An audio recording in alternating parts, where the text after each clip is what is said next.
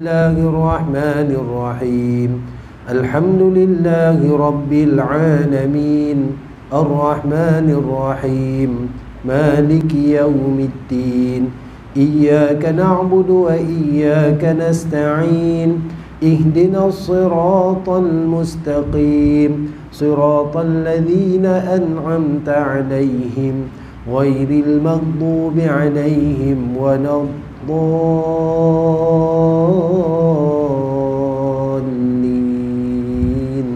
آمين. Alhamdulillah, tuan-tuan dan puan jemaah Allah Subhanahu Wa Taala.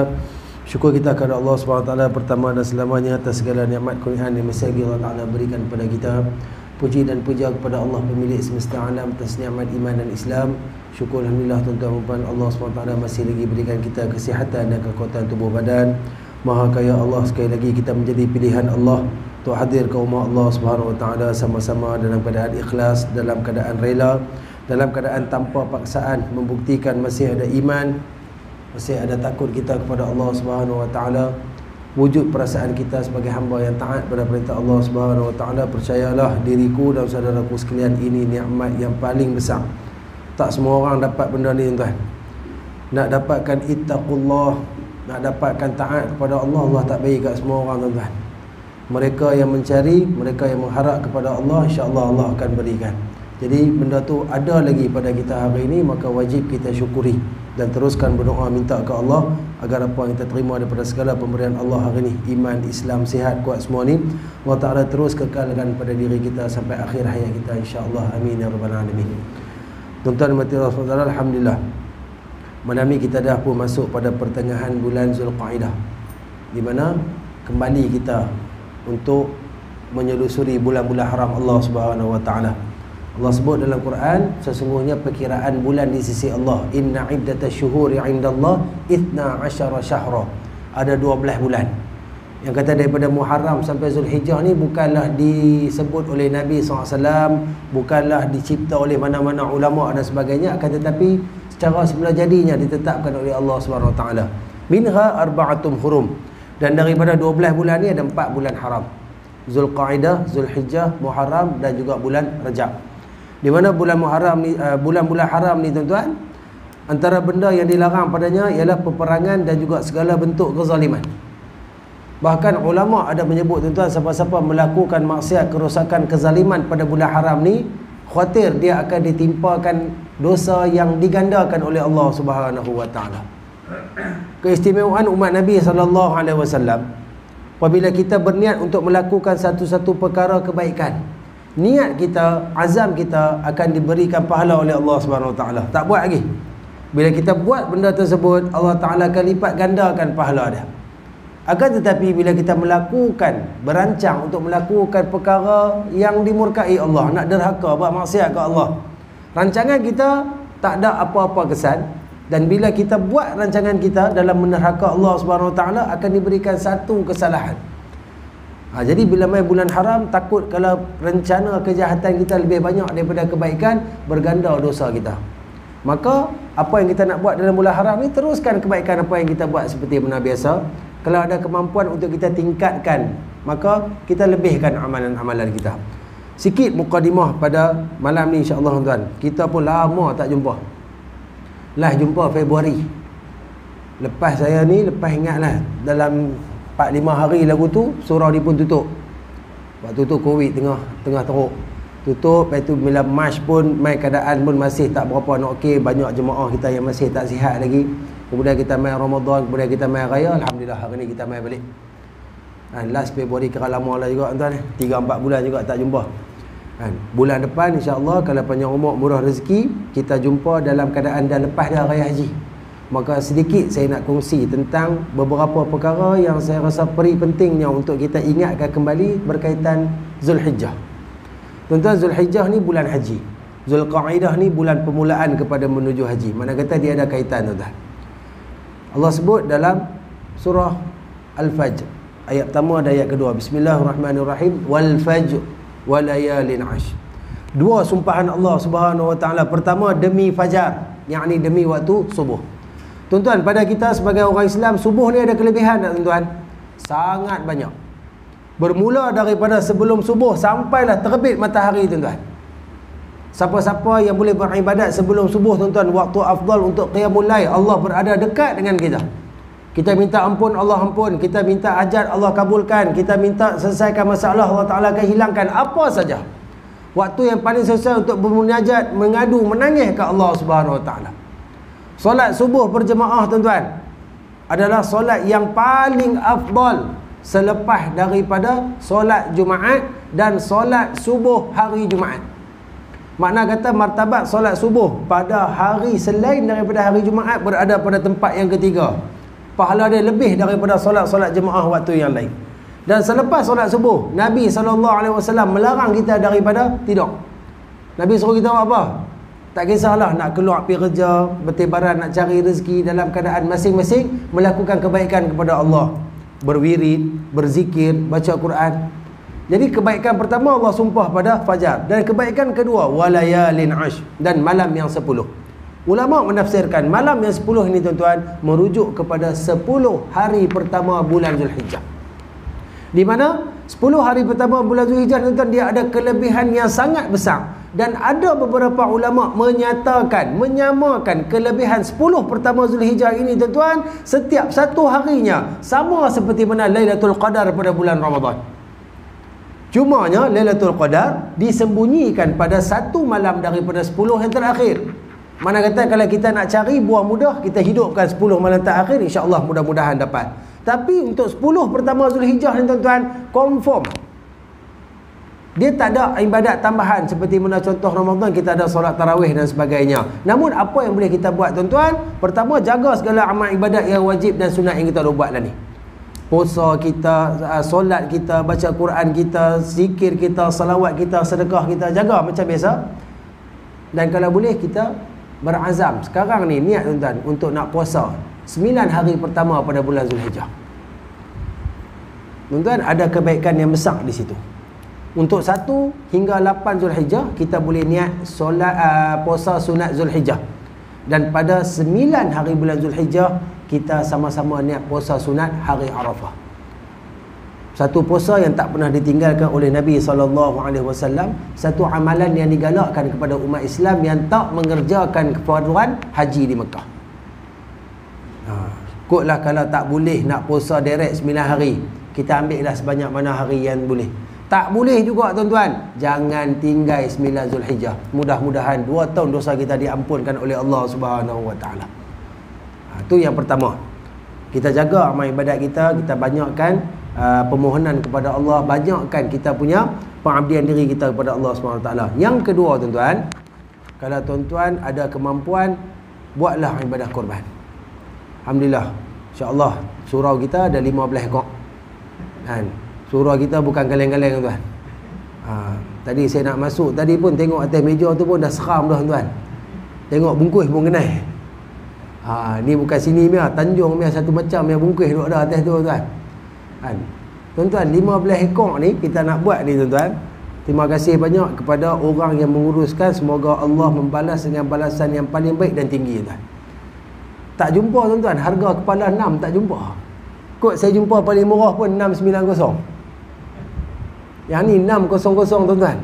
Berkat, tuan-tuan, kita mudahkan orang untuk beribadat. Cuma, tuan-tuan, kalau kita ni, kalau kita tak buat, saya nak serulah kepada tuan-tuan, nak ubah mentaliti pemikiran masyarakat Malaysia yang mana orang kita, tuan-tuan, bila kita sembang bab korban, mereka ni kata dia seolah-olah macam ibadat sekali seumur hidup. Saya pernah buat dah ni dulu ni 20 tahun lepas. Okeylah kot. Tuan-tuan, korban ni pensyariatan dia berdasarkan satu peristiwa agung Nabi Allah Ibrahim AS dalam nak membenarkan iman dia kepada Allah, sehingga dia menyembelih anak dia sendiri atas arahan Allah. Dia patuh pada perintah Allah dan Allah gantikan pengorbanan yang nak dilakukan dia dengan seekor sembelihan yang besar. Tuan-tuan, kalau kita tengok kebanyakan orang daripada mazhab Hanafi, terutamanya orang India, orang Bangla. Kot India kita tak ramai nak jumpa, kita kerap jumpa orang Bangla, tuan. Orang Bangladesh yang kerja kat sini, tuan-tuan, mereka mungkin gaji tak banyak, tapi mereka tak pernah miss buat korban, tuan-tuan. Bahkan mereka kalau nak cari sembelihan, mereka akan cari hak paling elok, hak paling besar, hak paling gemuk. Mereka tak kira harga. Saya kena satu ayat pada orang Bangla, tuan-tuan. Kita rasa macam masuk dalam, tuan-tuan. 365 hari Allah bagi rezeki, bagi nikmat, bagi sihat, bagi segala-gala kat kita. Takkan sekali setengah kita tak boleh keluar apa yang Allah bagi untuk Allah Subhanahu Wa Taala. Oh, Allah nak ke daging kurban tu? Allah nak merasa ke? Kau Allah nak golek ke? Tak, tuan.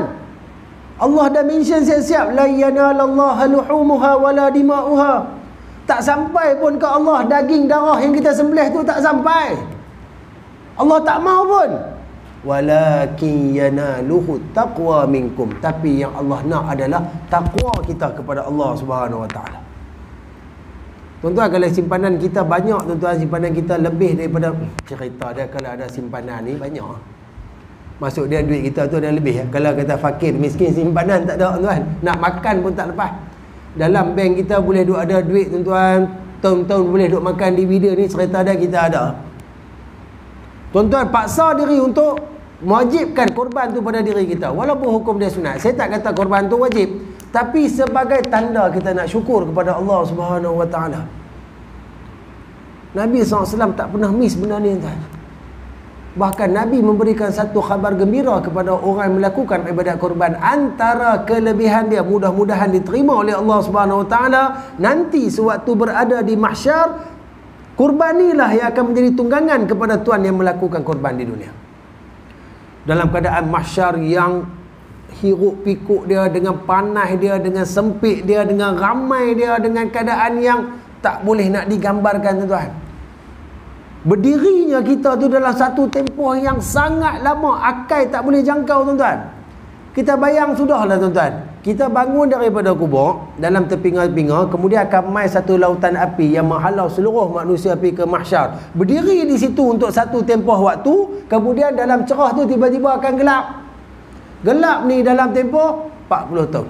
Ulama cuba sebut, cuba nak bagi nampak 40 tahun. 40 tahun akhirat, surah Sajadah Allah kata, ka alfi sanatin mimma ta'udun. Sehari akhirat 1000 tahun dunia. Yang tu yang baru gelap. Kita tak ambil lagi daripada bangun, daripada duk kena halau sampai duk berdiri dalam satu tempoh sebelum gelap. Lepas gelap tu 40 tahun tu berakhir, tuan-tuan, kembali cerah. Seolah-olah matahari berada sejengkal atas kepala. Panasnya keadaan dia. Kita tak mampu nak berdiri atas kaki kita, tuan-tuan. Hari ni orang yang buat korban ni akan merasa kemudahan. Sebagai satu kenderaan sewaktu kita berada di negeri akhirat. Saya rasa satu tu pun dah cukup dah. Tak payah banyak. Satu ni pun dah cukup lah. Sebab di akhirat ni tak ada apa yang boleh membantu kita melainkan amal ibadat kita. Maka tuan-tuan, kalau tuan-tuan ada buat di sini, alhamdulillah buatlah. Kalau ada rezeki lebih, buat sama dekat ahli keluarga kita, isteri kita, anak-anak kita. Kalau anak-anak kita dah kerja, tuan-tuan, bagi tahu kat mereka, buat korban tahun ni. Oi, tak dan semua dah tutup, taman wakaf pun tutup dah, nak pergi taman mana? Tuan-tuan, carilah yang duk buat kat luar negara. Mekah, Madinah ada, Kemboja ada, India ada. Buat, tuan-tuan. Walaupun kita faham korban ni afdal di tempat yang mana kita boleh tengok darah dia tumpah. Maksud dia di tempat kita lah. Kita boleh tengok orang sembelih korban kita. Akan tetapi tak salah kalau kita cari tempat-tempat yang lain. Dan kebanyakan tempat di luar negara lebih murah.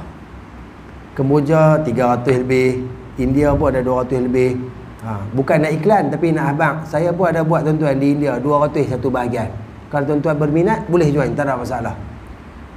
Saya just bantu sebuah madrasah anak yatim dan juga rumah transit orang miskin di daerah Tamil Nadu yang dikendalikan oleh seorang ustaz India yang sekarang ni mengajar di Madrasah Daudiah Jalan Hatin, Penang, Ustaz Osman. Kira dia buat di kampung dia. Tahun lepas alhamdulillah kita dapat hampir 25 ekor. Tuan-tuan, 200 kalau rasa tak boleh berkeluar juga kat Allah Subhanahu Wa Taala, tuan-tuan. Betapa buruknya akhlak kita kepada Allah. Allah bagi macam-macam kat kita, tuan. Saya tak tahu dah ayat apa yang nak guna nak bagi kita faham bahawa korban ni dia seolah-olah satu kemestian. Bukan nak tunjuk kita kaya, bukan nak mak kita hebat dak. Yang itulah nak tengok sejauh mana ikhlas dia kita nak keluar harta benda kita untuk Allah. Tak buat apa-apa, tuan-tuan. fadilat dia cukup besar. Dia hanya ada 4 hari je setahun kita boleh buat. Daripada 10 sampai 13 Zulhijjah. Lepas tu kalau nak buat korban pun tak boleh dah. Dia jadi sembelihan biasa. Nak bagi ke orang pun dia kira sedekah. Maka tuan-tuan masih ada masa. Cari mana-mana tempat yang ada tuan-tuan. Tolonglah buat korban kalau tuan-tuan tak daftar. Sebab usia kita pun semua orang makin senja. Walaupun dia orang budak, dia remaja, dia dewasa, dia tua, kita tak tahu ajal kita. Makna kata makin hidup tu makin menuju ke senja lah. Matahari pun nak terbenam dah dalam hayat kita ni tuan-tuan. Buatlah apa yang kita boleh. InsyaAllah kita rasa semua orang mampu buat kebaikan. Untuk siapa? Untuk balik pada diri kita. Apa yang kita buat ni semua untuk kita. In ahsantum, ahsantum li anfusikum. Suratul Isra. Kalau kamu buat baik tu untuk diri kamu. Yang itulah ya Allah nak kira, nak nilai, nak timbang, yang nak bagi kita masuk syurga Allah Subhanahu Wa Taala. Maka kita terimalah seruan Allah dalam suratul Kausar ayat 2. Fasalli li rabbika wanhar. Maka solatlah kamu kepada Tuhanmu dan berkorbanlah. Mudah-mudahan korban tu mungkin menjadi satu ibadat yang boleh melembutkan hati kita, yang boleh mendekatkan Allah Subhanahu Wa Taala dengan kita, yang boleh menjadikan kita hamba yang sentiasa reti terima kasih, syukur dan patuh kepada Allah Subhanahu Wa Taala. Mudah-mudahan insya-Allah. Sekadar sedikit mukadimah, minta maaf lah kalau panjang. Bulan ni kira saya habis duk cerita bab ni yang mula tuan. Bukan nak suruh buat kat kita dak, buat kat mana-mana tak kisah. Yang kata buat kat saya 200 ribu tuan-tuan, sumpah sekupang pun tak ambil komisen. Sekadar nak bagi ruang orang buat ibadat kira kata kalau 200 ni kalau kata tak mampu juga. Taklah kot mungkin orang fakir miskin lah kot. Yang tu je. Nak bagi ruang buat ibadat tak ada apa pun. Tak kaya tuan-tuan. Tanya abang Syed kita, dia pergi buat nak buat korban. Ingat senang tuan-tuan. Cari lembu pada tahun lepas, pajak siap-siap cari makan tu hak ni, orang bergaduh, jenuh bergaduh dengan orang hak tu hak ni. Tambah sini pula dia bukan boleh buat biasa-biasa. Tak ada baju, tak mau main buat kerja. Makan tak cukup, tak mau main. Pak Ngah tak masak, orang tak main. Macam-macam di Parlimen ni. Nak buat persiapan tu bukan senang. Untuk apa? Untuk nak memudahkan ibadat kita. Maka kita jadilah orang yang menyertai ibadat tersebut. Yang tu je tuan-tuan. Nak minta kepada semua, mudah-mudahan Allah Ta'ala akan memudahkan segala urusan kita dan menambah baik segala amalan kita di sisi Allah SWT, insya-Allah. Baik tuan-tuan dan rahmati Allah, pertemuan kita yang lalu, yang last kali kita selesai pada dosa yang ke-14. InsyaAllah pada malam ni kita akan masuk pada permulaan dosa yang ke-15 pada muka surat yang ke-95 di bawah tajuk menuduh wanita mukminah berzina. Yang ni kita tuduh orang buat zina. Antara salah satu dosa yang besar di sisi Allah Subhanahu Wa Taala. Tuan-tuan, Islam ni dia sangat anti kepada fitnah. Sebab fitnah, tuduh menuduh, menyebarkan berita palsu ni tuan-tuan, dia bukan setakat boleh memusnahkan diri, bahkan dia sampai tahap boleh memusnahkan sesebuah negara. Banyak negara yang pemimpin dia jatuh disebabkan fitnah. Banyak negara sampai tahap macam tu dia punya masalah. Sebab tu dalam Islam tuan-tuan, benda menuduh seseorang melakukan perbuatan keji ni tuan-tuan dipandang sangat serius. Kalau kita nak tuduh ni tuan-tuan, boleh tuduh. Bila kita mention saja kita punya pertuduhan, benda pertama orang akan buat bukan tangkap orang ini tuduh, tangkap kita dulu. Mana saksi hang? Undang-undang kita pelik pula tuan. Tak ada saksi pun tak apa. Tengok siapa yang mengadu, dia ni boleh percaya kot, terus tangkap. Siasat dulu. Tak siasat yang menuduh ni. Tak siasat orang yang buat laporan. Tak. Dalam Islam sangat adil tuan-tuan. Kita nak dakwa satu-satu orang bukan senang. Sebab Islam tak mau berlakunya perselisihan, berlakunya pergaduhan, berlakunya penghinaan. Kita boleh minta tuduh ikut suka hati. Nak buat cerita ni senang tuan-tuan. Kalau tuan-tuan duduk di sini dan keadaan tuan-tuan punya pengaruh kuat, apa saja tuan-tuan cakap orang dengar, lagi senang kita nak tuduh orang tu, tuduh orang ni. Kita nak jatuhkan orang tu, orang ni. Sebab apa? Orang boleh percaya kat kita. Kalau macam tu, di manakah keadilan? Sebab tu Allah sangat murka kepada orang yang suka buat tuduhan, terutamanya melibatkan benda-benda keji seperti zina dan juga liwat. Baik, kita tengok tuan. Allah Subhanahu wa taala berfirman dalam surah An-Nur ayat 23 hingga 24. A'udzu billahi minasyaitonir rajim. Innal ladzina yarmunal muhsanatil ghafilatil mu'minati lu'inu fid dunya wal akhirati wa lahum 'adzabun 'adzim. Yauma tashhadu 'alaihim alsinatuhum wa aydihim wa arjuluhum bima kanu ya'malun. Yang bermaksud, sesungguhnya orang-orang yang menuduh wanita-wanita baik, wanita-wanita yang lengah, yakni tidak terlintas hatinya berbuat dosa, lagi beriman, maka mereka yang menuduh itu akan mendapat kutukan di dunia dan di akhirat, dan bagi mereka disediakan siksa yang berat pada hari yang akan bersaksi ke atas diri mereka, iaitu lidah mereka, tangan mereka dan kaki mereka terhadap apa yang mereka kerjakan. Tuan-tuan, Allah Ta'ala mention dalam ayat ni, tuan-tuan, laknat Allah yang paling keras dunia dan akhirat kepada orang yang menuduh wanita yang baik-baik, orang yang tak buat dosa ni, tuan-tuan, melakukan dosa maksiat kepada Allah Subhanahu Wa Ta'ala sehingga menjatuhkan maruah dia, menjejaskan kredibiliti dia. Walaupun ayat ni dia ditujukan kepada orang perempuan, tuan-tuan, akan tetapi sama juga kalau kita buat kepada orang lelaki. Suka saya nak petik satu kes, tuan-tuan, kes yang lama dulu, reformasi. Bila sebut reformasi, tuan-tuan faham kan? Kita tak tahu benda tu betul ke tak, Allah saja yang maha mengetahui. Tapi sampai tahap usung tilang pergi mahkamah ni kira benda pelik, tuan-tuan. Tak pernah dibuat orang. Punya nak membuktikan kononnya si A ni salah. Tuan-tuan rasa dia salah ke dia benar? Jangan jawab. Kita tuduh, kita kata memang dia buat, tuan-tuan. Terus kita kena buat saksi. Tu hebatnya Islam. Benda tak tahu jangan buat pandai.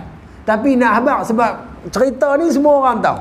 Bukan nak buka aib dan sebagainya, tapi nak habaq, tuan-tuan. Bagaimana kalau kata satu-satu orang tu nak dijatuhkan, biasanya dia akan jatuh teruk, terduduk, tuan-tuan. Kalau skandal yang digunakan, menggunakan skandal seks. Sama juga dengan menuduh orang berzina, liwat, semua sama. Sebab benda tu satu benda yang memang dalam masyarakat kita tak boleh terima. Benda yang sangat jijik, tuan-tuan. Mana-mana agama Islam dan juga mana-mana fahaman lain yang ada sekarang ni di muka bumi Allah Subhanahu Taala, semuanya menentang ke arah penzinaan. Tak ada satu pun yang membenarkan penzinaan. Dan orang akan pandang keji, akan pandang hina kalau kita tahu orang yang duduk sebelah dengan kita, dekat dengan kita ni, dia ni kaki zina. Memang orang akan hina dah. Sebab benda tu memang kita tak boleh terima daripada dulu sampai sekarang. Cara mudah nak bagi jatuh, guna isu seks. Punya teruk, tuan-tuan. Dah bahkan benda tu lepas tu pun berlaku lagi. Mai nak dia ni pun buat seks, mai dia ni pun buat seks, tiba-tiba keluar video, keluar tu, keluar ni, wal'iyazubillah. Cara paling mudah nak bagi orang terap terus, bukan kata jatuh tu duduk, terap terus, tak boleh bangun dah. Sebab tu Allah awal-awal Allah Ta'ala pesan kat kita, siapa rajin buat benda macam ni, Allah Ta'ala keji dia, laknat dia, kutuk dia dunia dan akhirat, dan disediakan padanya azab yang pedih. Dan Allah Ta'ala nak menambahkan lagi seriusnya Allah nanti ke akhirat, waktu hang dihisap, lidah hang, tangan hang, kaki hang, segala benda yang berlaku, dia akan bercakap untuk menceritakan kebenaran apa yang hang buat. Nampak, tuan-tuan? Ayat ni menunjukkan betapa seriusnya Allah membenci perkara-perkara yang macam ni dalam menyebarkan fitnah yang boleh menjatuhkan. Baik. Dan Allah Subhanahu Wa Taala berfirman lagi dalam surah An-Nur ayat yang keempat. A'udzu billahi minasyaitonir rajim. والذين يرمون المحصنات ثم لم يأتوا بأربعة شهداء فاجلدوهم 80 جلدة ولا تقبلوا لهم شهادة أبدا وأولئك هم الفاسقون. Yang bermaksud, dan mereka yang menuduh wanita baik-baik dengan tuduhan berzina, kemudian mereka tidak dapat mendatangkan 4 orang saksi, maka deralah, yakni sebatlah mereka yang menuduh itu dengan 80 kali dera atau sebatan. Dan janganlah kamu menerima kesaksian mereka selamanya, dan mereka itulah orang-orang yang fasik. Clear tak tuan-tuan? Clear. Nak tuduh tak ada masalah. Kalau betul dia jahat, bawa mai saksi yang kata dia ni jahat, dia ni buat benda kutuk. Tak ada, yang tuduh tu kena sebat dulu. Tuan-tuan, mulianya Islam dalam nak menjaga maruah seseorang penganut dia. Bukan senang kita nak tuduh orang. Rasanya Kak Long ni, dia ni rajin zina. So, sat-sat tengok dengan lelaki tu, sat-sat tengok dengan lelaki ni. Sebut saja macam tu tuan-tuan. Mana saksi yang? Sebut saja. Tak boleh bawa. Hak sebut ni sesat. Sebat.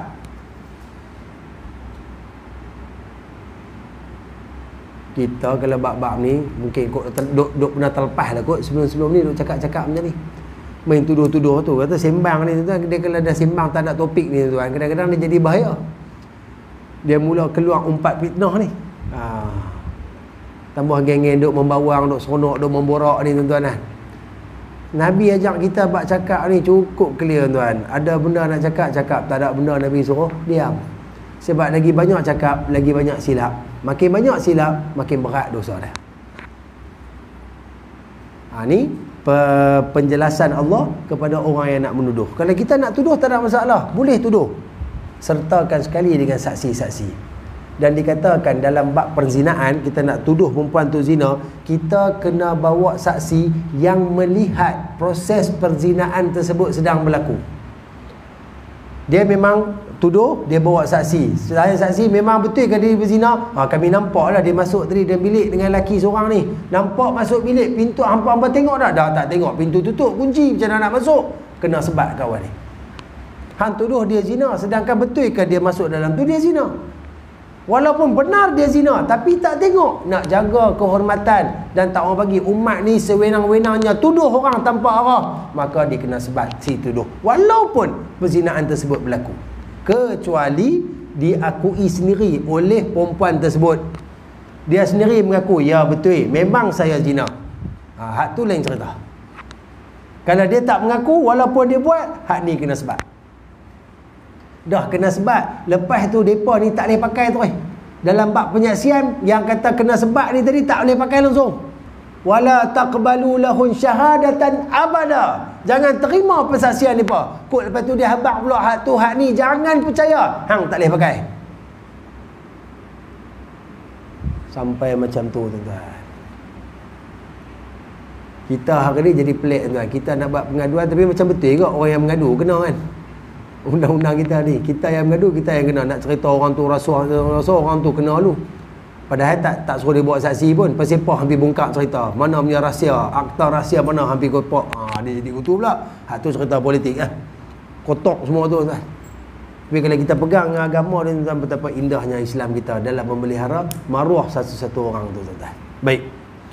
Allah Subhanahu Wa Taala telah menerangkan di dalam ayat ini bahawa orang yang menuduh berzina terhadap wanita yang baik-baik, merdeka, bersih, tidak melakukan zina atau perbuatan yang keji itu, maka orang yang menuduh itu akan mendapat kutukan dari Allah Subhanahu Wa Taala di dunia dan di akhirat, serta disediakan baginya seksa yang berat. Bagi penuduh itu di dunia akan dikenakan sebat dengan cemeti, yakni rotan, sebanyak 80 kali. Dan penyaksiannya tidak akan menerima walaupun dia seorang yang adil. Walaupun dia ni seorang yang dihormati, berpengaruh, tapi dia menjadi saksi yang tidak dapat dibuktikan penyaksiannya. Selepas disebat, tak boleh terima dah. Nak bang tu. Dia ni takkanlah Pak Long ni nak buat cerita. Pak Long ni orang baik-baik, kaki masjid, kaki surau. Tak pernah kata ke orang, tak pernah buat kerja-kerja yang terkutuk. Mulut pun duk kelak benda-benda elok. Tak pernah maki orang, kata benda buruk. Tapi Pak Long ni tak boleh bawa saksi, maka Pak Long ni kena sebat. Dan penyaksian Pak Long selepas ni takkan diterima lah. Tak boleh faham tak? Jangan suka-suka hati nak tuduh orang buat jahat. Baik. Tersebut pula di dalam kitab Sahih Bukhari dan Muslim sebuah hadis yang pernah disebutkan sebelum ini, iaitu jauhilah 7 dosa yang besar. Lalu disebutkan antaranya ialah menuduh berzina kepada wanita-wanita baik yang tidak terlintas dalam hatinya untuk melakukannya dan yang termasuk beriman.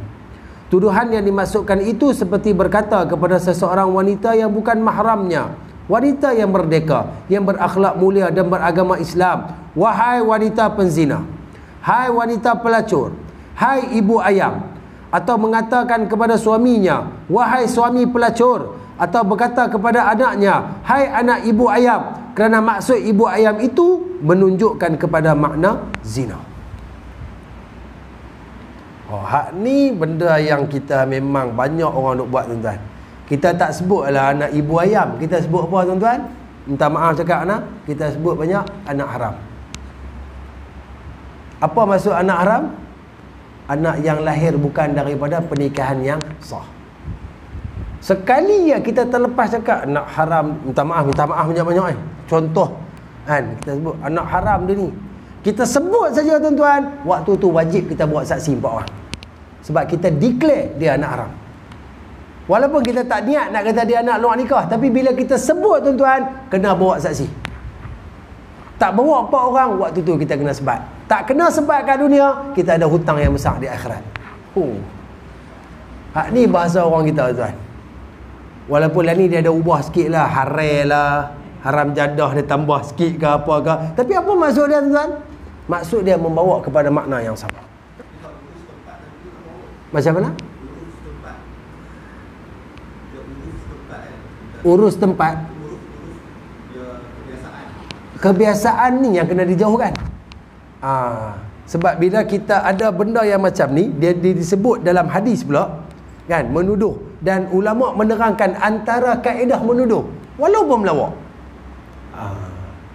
Hak ni kira bila dia main dengan hukum ni, dia tak boleh kira uruh apa dah. Dia kena kira, kita tak boleh sebut. Benda tu kena diharamkan pada mulut kita. Ustaz, saya sebut beribu kali dah Ustaz. Sebelum ni tak tahu. Tak tahu, mudah-mudahan diampunkan Allah SWT. Hak tu ada keringanan pada benda yang kita tak tahu. Tapi untuk kita, perkataan anak haram ni pun satu perkataan yang celah lah. Dia biasanya keluar bila marah. Marah tu pula dia ada tahap, kira kalau keluar anak haram ni kira marah sungguh. Sikit-sikit dia tak keluar. Dia keluar lah binatang-binatang apa dulu kan, kalau sikit-sikit ni. Kalau dah betul-betul Mia marah ni, dia keluar habis. Sebab Syekh jelas kat sini, tuan-tuan. Sama ada dia kata kepada perempuan tersebut, atau dia kata kepada suaminya, atau dia berkata kepada anaknya. Walaupun kita sebut tak habaq pun kat perempuan tadi, kita habaq kat anak dia, yang ni anak haram sungguh, kan? So anak ni daripada mana? Anak ni datang daripada wanita yang berzina. Tujuan Islam apa? Supaya tak mau keluar perkataan-perkataan yang buruk macam ni, tuan-tuan. Sebab benda ni bukan akhlak Nabi SAW.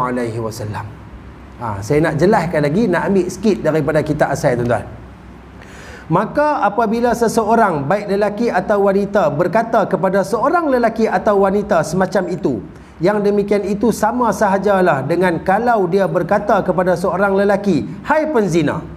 Ataupun jika dia berkata kepada anak kecil yang merdeka, hai anak yang tidak menentu, hai anak haram. Wajiblah ke atas si penuduh itu sebat sebanyak 80 kali, kecuali dia dapat mengadakan saksi atas tuduhan itu. Kira clear. Bab ni dia tak kira uruf, dia tak kira keadaan tersempat, dia tak kira apa. Kita sebut saja anak haram, buat mai terus 4 saksi. Haram jadah tu maksud dia apa? Apa yang kita boleh faham maksud sebenar haram jadah? Saya tak boleh nak komen lah, saya pun tak faham maksud dia. Anak haram, kadang-kadang orang kita disebut anak harun, hare, dia ada pusing-pusing sikit lah. Tapi dia tu tetap ada, tak lari. Belakang dia tu ada ubah-ubah sikit. Cerita dia senang, tuan-tuan. Jauhkan terus daripada sebut benda ni. Sebab yang ni memang keadaan orang banyak sebut, tuan. Daripada tua sampai ke muda. Antara benda-benda yang diwarisi. Daripada orang dulu sampai orang lah. Dan saksi, yakni bayyinah, ialah sebagaimana yang diterangkan oleh firman Allah dalam Al-Quran, iaitu 4 orang lelaki menyaksikan benar berlakunya apa yang dituduhnya itu terhadap si wanita tadi atau lelaki tadi. Kalau dia tidak sanggup membawa saksi, yakni bayyinah, dikenakanlah dia dengan sebat. Apabila orang yang dituduhnya itu, baik lelaki atau wanita, menuntutnya di muka pengadilan. Maksud dia, kita panggil seseorang anak haram, kawan ni tahu hukum, dia tahu benda tu salah, dia pergi mengadu kepada qadi atau hakim. Maka ketika tu hakim boleh panggil kita. Hang panggil dia anak haram, ada saksi tak? Tak ada. Tak ada saksi, hang sebat terus.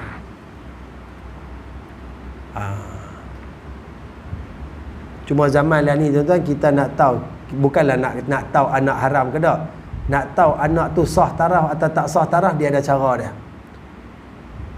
Kita pun macam sedih juga tuan-tuan. Pada surat beranak, pada IC sebenarnya kita boleh tahu dah status anak ni macam mana. Tapi ialah JPN, Jabatan Pendaftaran, mungkin ada sebab kenapa dia buat begitu. Kalau tuan-tuan tengok orang yang pada IC dia tak ada bin, tak ada binti, ataupun surat beranak dia warna merah, bawah tu dia tulis pula ada catatan tertakluk bawah akta apa tah. Ada catatan bawah tu, yang tu anak tak sah taraf. Anak tak sah taraf, kita tak boleh declare dia anak haram. Kita tengok-tengok, weh hang tak ada bin, anak haram terus kena buat saksi. Anak tak sah taraf ni dia ada banyak pecahan. Pertama, dia memang anak lahir daripada zina. Yang kedua, mungkin yang ni kes banyak juga, mak ayah yang kahwin kat sempadan, kahwin kat Siam, kemudian tak daftar perkahwinan kat sini. Maka anak tadi dalam ikut undang-undang negara dikira sebagai anak tak sah taraf, sebab perkahwinan mak ayah dia tak didaftarkan. Dari segi agama sah tak? Sah. Anak tadi status dia halal, tak ada masalah. Tu kena tengok tak sah taraf dia tu macam mana. Kita duk baca tak ada bin, nak haram ni. Contoh, saya minta maaf saya dah sebut kata ni. Tuan-tuan jangan terasa pula noh. Sebab contoh biasa kita macam tu. Terus kita tuduh dia macam tu, anak tak sah taraf, anak zina dan sebagainya. Terus direct kena bawa 4 orang saksi. Keras tuan-tuan. Keras pandai sebut, pandai Nabi duk ajar kita, keluarlah pada mulut perkataan-perkataan yang mulia.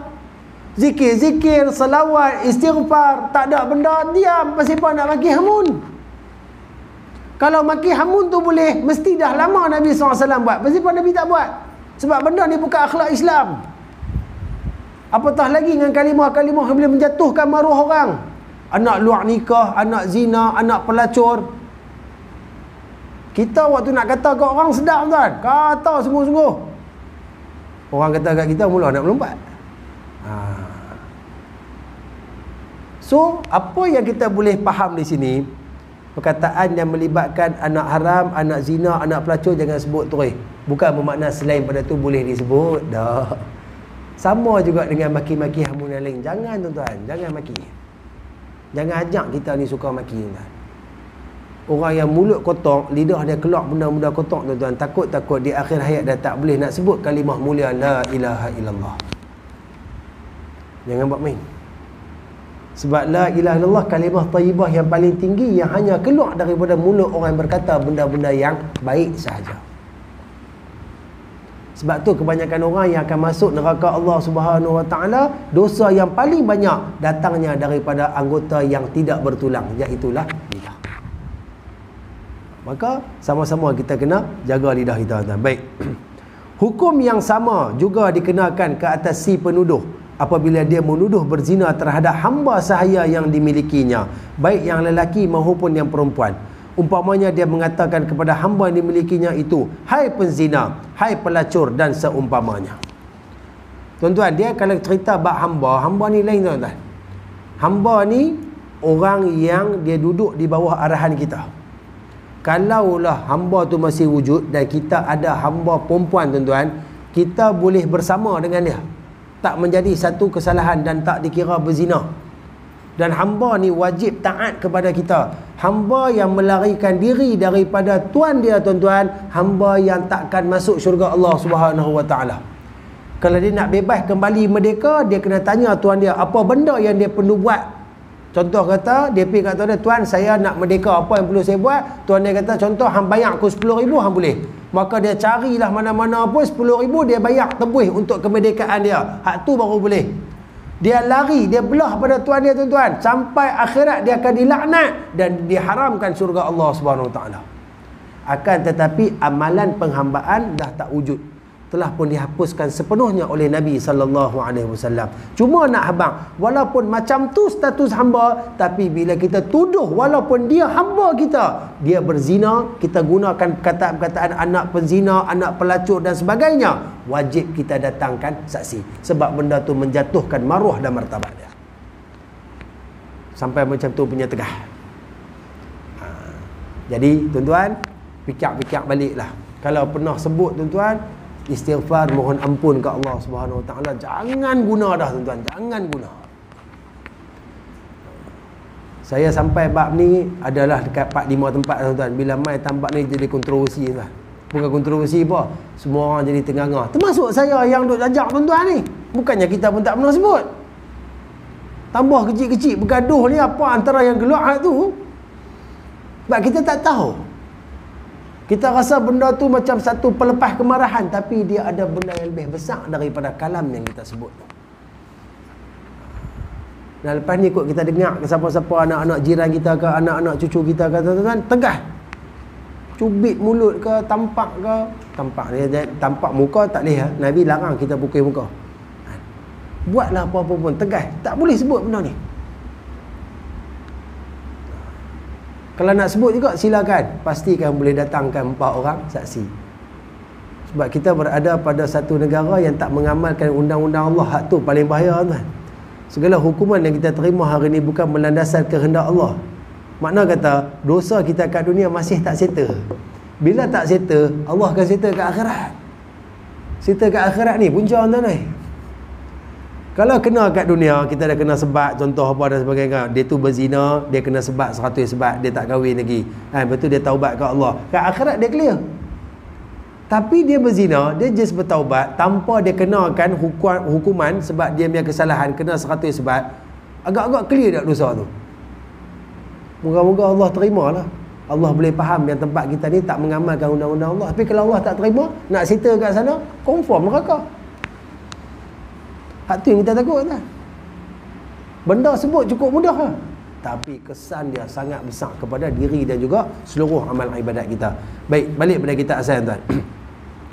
Dalam sebuah hadis yang diriwayatkan oleh Imam Bukhari rahimahullahu taala, qala Abu Hurairah qala Abul Qasim sallallahu alaihi wasallam, man qadhafa mamlukahu bizina yuqamu alaihi al-haddu yaumal qiyamah illa an yakuna kama qala atau kama qala sadaqa Rasulullah sallallahu alaihi wasallam, yang bermaksud barang siapa yang menuduh hamba sahayanya telah melakukan perzinaan, maka baginya akan dikenakan hukuman had pada hari kiamat, kecuali memang benar dalam ucapannya itu. Malangnya sekali ramainya orang-orang yang jahil terperangkap dalam ucapan-ucapan jahat ini, yang akibatnya akan mendapat hukuman di dunia dan di akhirat. Maka tuan-tuan dirahmati Allah Subhanahu Wa Taala, bila kita bicara bab ni tuan-tuan, apakah punca utama berlakunya pertuduhan-pertuduhan atau keluarnya kalam-kalam yang buruk ni tuan-tuan? Daripada lemahnya kita dalam menjaga lidah. Tuan-tuan, setiap anggota kita boleh guna untuk kebaikan, kita boleh guna untuk keburukan. Kalau kita guna untuk kebaikan tuan-tuan, manfaat dia cukup besar untuk diri kita. Akan tetapi dalam semua anggota yang ada daripada panca indera kita ni tuan-tuan, yang paling mudah menjerumuskan kita ke neraka Allah Subhanahu Taala adalah lidah. Nabi bagi tahu, tuduh tak kira hamba ke, orang biasa ke, laki ke, perempuan ke, tuduh saja tuan-tuan, dan kita tak menerima hukuman di dunia yang telah ditetapkan oleh Allah, yang Allah sebut dalam Quran tadi, maka kita berhutang kepada Allah dan akan diselesaikan di akhirat. Yang mana ketika mana kita ada hutang maksiat kepada Allah, bawalah berpikui-pikui solat, bawalah berkilo-kilo baca Quran, bawalah bergunung-gunung pahala sedekah, semuanya tak dipandang oleh Allah Subhanahu Wa Taala, sehingga maksiat yang kita buat ni diselesaikan dengan sempurna oleh Allah Subhanahu Wa Taala. Amalan lain tu debu yang berterbangan, tak ada kesan. Sebab tu suka saya sebut tuan, biar kita sebut kerap tak apa. Allah nak highlightkan dalam Quran kalau bab cerita orang-orang dulu ni tuan-tuan, kisah-kisah kaum terdahulu, siapa paling banyak Allah Ta'ala sebut? Firaun. Betul? Banyak surah cerita pasal Firaun. Duk-duk sat Musa Firaun, duk-duk sat Musa Firaun. Pasal apa? Sebab Allah nak kita faham Firaun ni orang yang paling tinggi yang dia dapat nikmat, antara yang paling banyak dapat nikmat daripada Allah.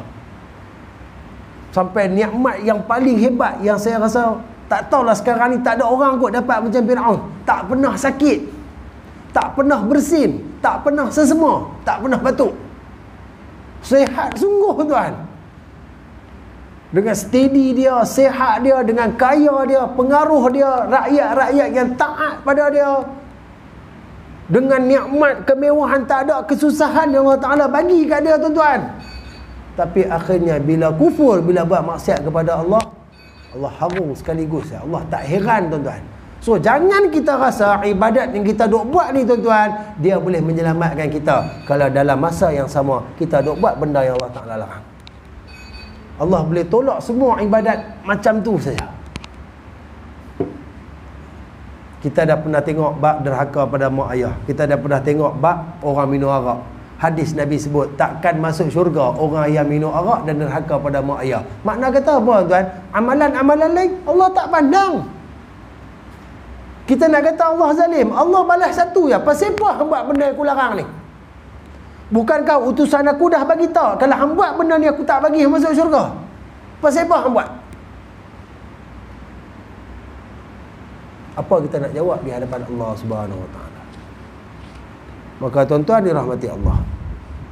Bab ni mungkin pendek, tapi saya cukup syok sebab ada satu bab yang bila kita kena ni tuan, saya walaupun saya duk baca berulang kali tuan, dia terasa tuan. Tak tahu macam mana. Sebab apa tak tahu apa? Tak tahu kat siapa yang kita pernah sebut perkataan tu. Rasanya ramai. Daripada muda sampai ketua ramai tuan. Kan? Maka bertaubatlah kita kepada Allah, mohon ampun. Ya Allah, kami ni golongan yang tak tahu, lah ni kami baru tahu, maka maaflah segala salah silap kami, wahai Allah. Peliharalah lidah kami daripada perkara-perkara mungkar, perkara-perkara yang keji, menyebut benda-benda yang sangat dibenci olehmu, wahai Allah. Jadi tuan-tuan dirahmati Allah, nak sambung lagi tapi rasa macam nak berhenti dah kot. Sebab sekali kita diminta untuk berdiam-diam di hadapan televisyen tuan. Hari ni Malaysia lawan Bangladesh tuan. Rasa semua pun nak tengok kot. Saya pun rasa macam nak tengok juga. Tapi tuan-tuan jangan bising lah. Nanti kesian player kita tuan. Mereka tak boleh main. Menteri tu saja tak ada apa dia lebih buat benda-benda tu tuan-tuan . Jadi saya mohon izin kepada tuan-tuan untuk kita berhenti dulu di sini. Kita terus main isyak kan. Saya kita pun duk rasa macam ustaz tiba-tiba jadi panjang pula ni, orang nak pergi tengok bola tuan-tuan. Walaupun apa yang kita dapat hari ni sikit tuan, tapi sekali lagi saya nak ulang dua benda. Pertama tuan-tuan, kalau boleh untuk menambahkan ibadat korban, tambahlah. Kalau kita tak buat tuan-tuan, cari tak mana pun, masa masih ada tuan-tuan. Kalau kita dah buat, ada lebih lagi, duk rasa macam boleh lagi ikut rezeki ni, ada lagi tuan-tuan, buat kat isteri, anak-anak kita tuan-tuan. Tuan-tuan jangan berkira kepada Allah yang tak pernah berkira kepada kita. Dan kalau kita tak berkira kepada Allah, tuan-tuan tengok apa yang Allah akan bagi kat kita. Yang kedua tuan-tuan, bila cerita dalam topik yang kita tuduh ni tuan-tuan, yang kita tengok ni, jangan sebarangan tuduh orang, tak kira lelaki perempuan, dalam benda-benda boleh mengaibkan dia. Sebab bila kita tuduh, kita kena bawa saksi. Tak bawa saksi, kita berhutang di hadapan Allah Subhanahu Wa Taala. Jangan cakap benda-benda yang keji. Jangan sebut perkataan-perkataan yang hina yang boleh menjatuhkan maruah dan kredibiliti. Kerana semuanya akan disoal dan diadili di hadapan Allah Subhanahu Wa Taala, insya-Allah. Yang baik itu daripada Allah Subhanahu Wa Taala, yang buruk itu pada kelemahan, kehinaan, kebodohan diri saya. Mohon ampun dan maaf kalau tersalah bahasa, tersilap kata. Tuan-tuan perempuan, kalau ada apa-apa kebaikan yang boleh kita ambil pada pertemuan malam ni, balik sekali pakat cerita, kongsi-kongsi sikit dengan isteri kita, suami kita, anak-anak, rakan-rakan, jiran-jiran. Mudah-mudahan ilmu yang baik bila kita faham, kita sampaikan, manfaat ilmu akan lebih meluas. Dan bila kita cerita ke orang, ajak ke orang tentang kebaikan, orang laksanakan, selagi mana ianya diamalkan, selama tu kita akan terus diberi pahala oleh Allah Subhanahu Wa Taala, insya-Allah. Wa hadza bitaufiq. Assalamualaikum warahmatullahi wabarakatuh. A'udzu billahi minasyaitonir rajim. Bismillahirrahmanirrahim. Alhamdulillahi Rabbil Alamin. Wassalatu wassalamu ala sayyidina wa maulana Muhammadin ashrafil mursalin wa ala alihi wa sahbihi ajma'in. Allahumma akhrijna an zulumatil wahm wa akrimna binuril fahm waftah alaina bima'rifatil ilm wa hassin akhlaqana bil hilm wa sahhil lana abwabal fadlik وانشر علينا من خزائن رحمتك يا أرحم الراحمين وصل الله على نبينا المصطفى محمد صلى الله عليه وسلم وعلى آله وصحبه أجمعين والحمد لله رب العالمين تقبل الله منكم.